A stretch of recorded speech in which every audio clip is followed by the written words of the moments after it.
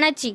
गटनेते मैनुद्दीन बागवान यांनी आर्थिक तडजोड करून पक्षाकडून आलेले नाव डावलल्याचा दिगंबर जाधव यांचा आरोप।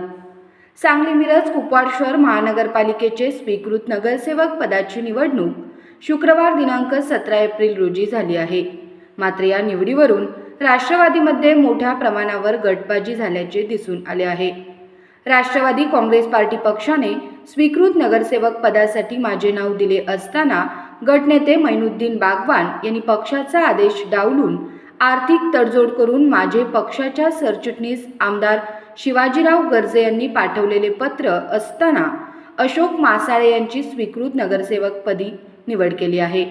याबाबत गटनेते मैनुद्दीन बागवान यांच्या विरुद्ध पक्षविरोधी कारवाई करावी अशी तक्रार पक्षाचे जिल्हाध्यक्ष प्रदेशाध्यक्ष सुनील तटकरे व पक्षाच्या अध्यक्षा सुनेत्रा पवार यांच्याकडे लिखित तक्रार करणार असल्याची माहिती दिगंबर जाधव यांनी पत्रकार परिषदेत दिली आहे।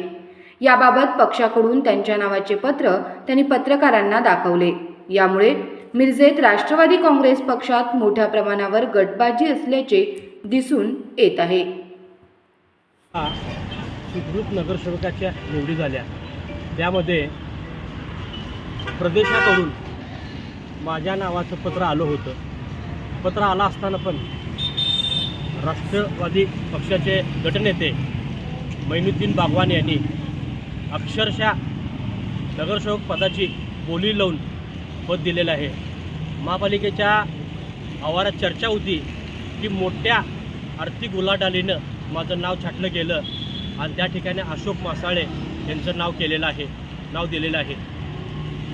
स्थानिक सर्व पदाधिकारी वरिष्ठ नेते यांच्या माध्यमातून एकमुखानं माझं नाव वरती पाठवलं होतं व राष्ट्रवादी प्रदेशाकडून माझं नाव आलं होतं। तरीसुद्धा पक्षाचा आदेश डावलून सर्वांचा अपमान करत मैनुद्दीन बागवान यांनी माझं नाव डावलून आर्थिक बोली करून मोठी आर्थिक उचल घेऊन त्यांनी माझं नाव डावललेलं आहे।